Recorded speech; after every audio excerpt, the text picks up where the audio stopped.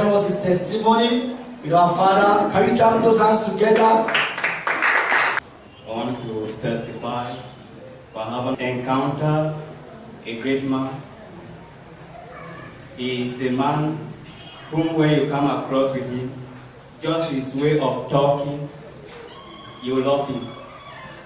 I came in contact with him in 2014 and I just fell in love with him. And ever since then, my life has been moving from glory to glory. One thing that struck me so much when I met him was that purpose consciousness came into my mind. And my perception towards life changed. Hallelujah. In 2016, I was about to maybe go out of course in life. But I was reprimanded indirectly. Hallelujah. It's not like I went to him that Daddy, I want to stop schooling. I went to my brother Elijah and I told him that I came to tell my father I want to stop my education for now. And he said, he did it and he told him that go back to school. I didn't even go to him again and I just went back to school. And today I'm reaping that correction. Indirectly, he did it to me because I was to go and get it. So I want to thank God so very much because I can't imagine where I would be today if I had taken that decision. His decision is a pointer to me personally towards my destiny. And I believe him being around me, more is yet to be revealed. Thank you.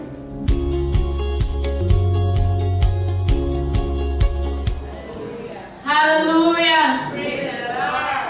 I'm so glad. I thank God for this privilege. I met Reverend Etta in 2015. At that time, he was evangelist Etta. I had been invited for the Reproducing World Changers Conference, which held in Kumba. And we were renting the hall we were using. We rented it from a certain pastor there, and there were some classrooms there.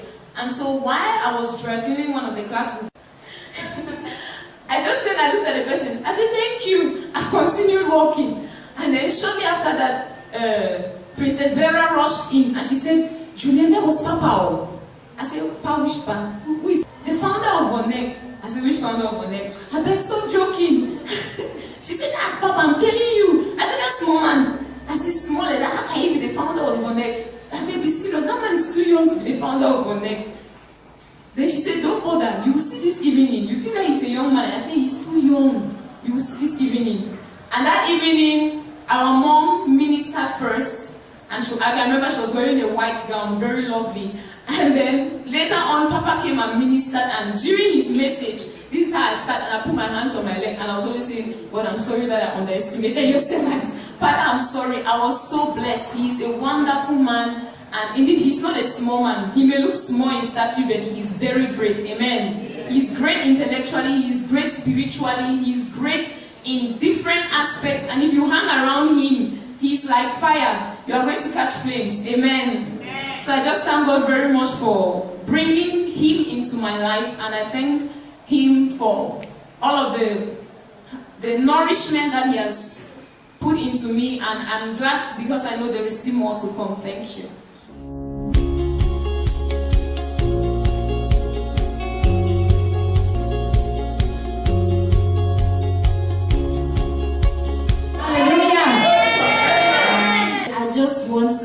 Today is an opportunity for me to pour out my joy since I met our father. I met our father in 2011.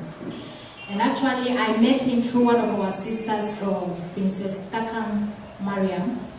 She is like a signboard to me, Etta Vonek. I went to visit her, and in her room, I met the regional director, Princess Lona. She's in the USA. Princess Horin. No, Princess Horin was not there. There were about 4 of them. I can't really make it out well. So there I heard they were calling the regional director Presi, and I was like, why are they calling you Presi? Because he's somebody I knew right from when we were growing up in primary school. So he had to start explaining to me the Vonek vision. From there he invited me to the meeting. And when I went to the meeting. I was expecting, to see a big man as the founder of the commission. When I sat down, Papa entered.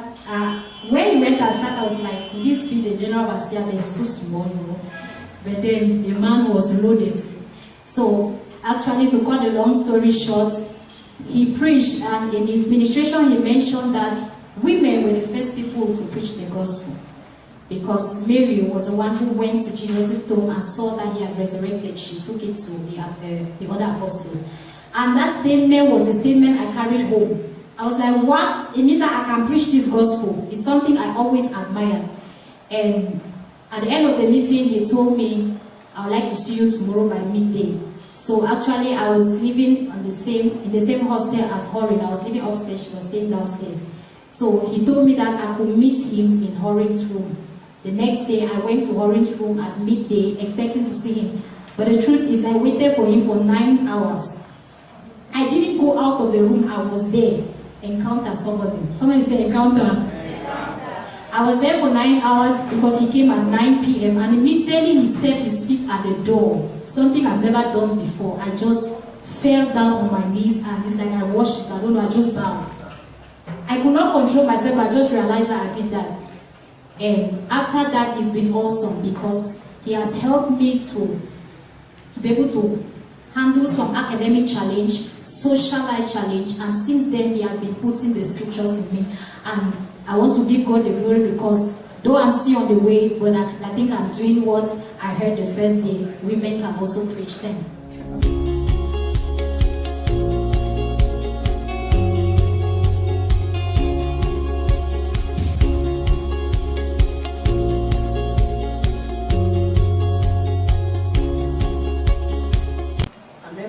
In 2011, while I was in school.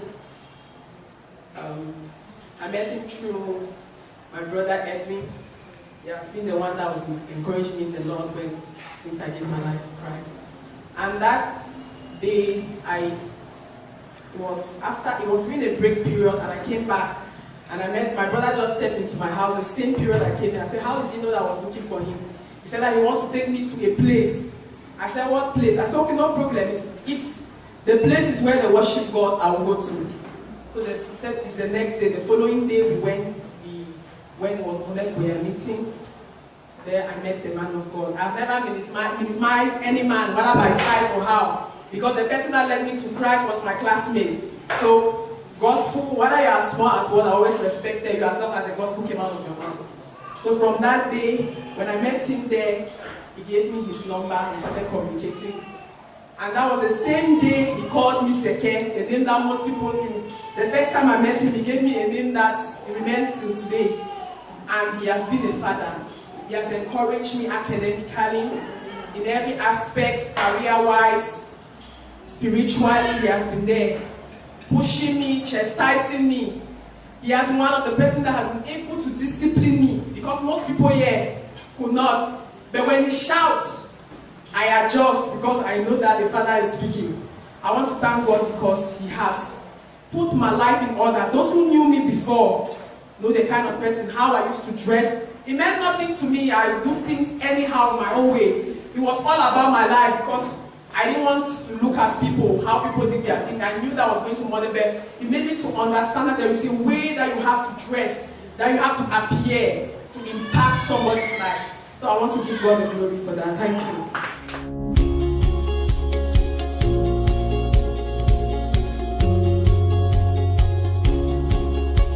I just want to thank God for meeting Papa in the year 2016. My brother invited me as the Collins Abank. He was the one who introduced me into this commission for net. When I gave my life to Christ 2014, I'm so passionate about things of God. Anywhere there is a program, I will just join without even asking myself question. I have that sealed. But when I came to Vonnet, when Papa was preaching, I was really concentrated. That is a little more focused. After we have a break, he called me and said, after the meeting, let me see him. But when we went and we started the second section, he could not hold himself. He called me, he said I should come on the altar. As approaching the altar, there is an impartation. He said an impartation of grace. Only this time, I fell off. I went to the third heavens. Praise God. I could not hold myself. After that encounter, behold, my life changed. No, that was October. November, this crisis came up. I went to my place. I wanted to go to Nigeria to go and be under somebody. Because I don't want to be just like that, to drive my own life. We were in a youth conference, 7 days fasting. So during that, I was going through some things, and the Lord spoke to me. Go back to that man that did that impartation. It's the one that knows what you carry. And it's the one that can bring out what is in you. Praise God. When I came back, oh, my life changed. Everything changed. And from there, I discover my purpose. And anywhere I go, people will be calling me, and somebody will just say, I see the hand of God upon you. Anywhere I go, I see the hand of God upon you. Why? Because I met somebody. Praise God.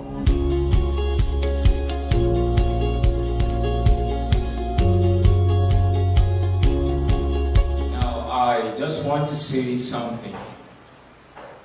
Some of us grew up in homes where there was little or no other. A home where, a home of single parents, or home with no regulations. I will not tell you how I came here, but I want to tell you from the house I came from, where we are given assignments and we don't do it. And nobody will beat you, nobody will follow you up, nobody cared. So, when I met this man, I don't have a father in my life. I've never recognized somebody as a father in my life before. And that's why at times I will say I am God's project in progress. After I met Reverend Etta, I saw another dimension of a complete life circle of somebody who has a father and a mother in his life. Because I've never experienced a father. The mother expresses consistent love, always showing you love, always ready to forgive. A mother might not have that time to teach you consistently, but the discipline, the presence of a father is unique. It's ever correcting. I've been with him. I've seen a tremendous change in my life. I've seen education in another concept.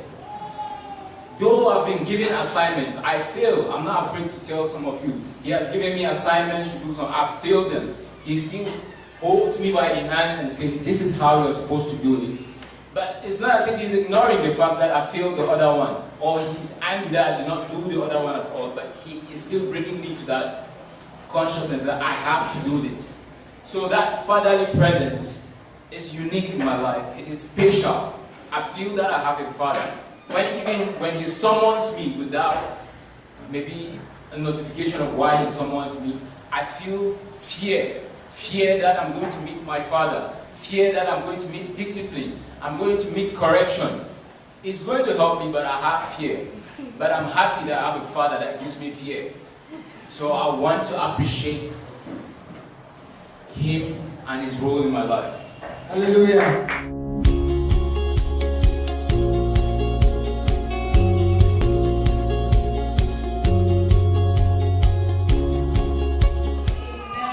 My coming to Bonek, I'm not surprised. When I was just leaving the primary school around 2007, I had a vision that I served a great man of God. Then, at the end of the day, the man of God showed me to where my own mission field. So I was a bit confused. So that 2007 till 2014 was 7 years. And within that 7 years, Elijah was characterized by His life was characterized by what? Unbelief, fear, and doubt. That was who I was. But ever since 2014 that I came, October 14, I joined Connect. I've seen great changes. The aspect that really made me, it's not even a vision, was one day, Papa came to preach in Connect where I came from a background where we know when you're a man of God, when you manifest on levels of anointing, you always isolate yourself from people. So that was the background I came from. I know that when you are anointed there, you live a strange life. So that day, Papa came to the hall. The level of power that he manifested, that was shocking. He came home that day. I was living beside Matthew Sinders and that's in the US. So the Matthew room was full since there were a lot of guests. Yeah, I was living there with my brother Collins. We had just one mattress, one bedsheet. The bedsheet was not in good condition. So the house was just anyhow. That's the way I can describe the house. Then he just came that day. He just slept in there. He just said, you guys should shift. To be frank, I did not sleep. From morning, I sat beside the bed like this, was just looking at him. Till morning. Why? Because I never knew that somebody can manifest God the way he manifested, then could still bring himself so low to even mingle with us that we were confused, me and my brother. So that aspect like that, I said, no, this man surely carries something that I know that if I stay connected to this man, my life is going to change. And ever since then, Elijah could not talk like this. But now the evidence is clear. I just want to say this relationship, I don't know how to describe it, but I just believe that this is the person that God has really said for making my path to cross with him. Thank you very much.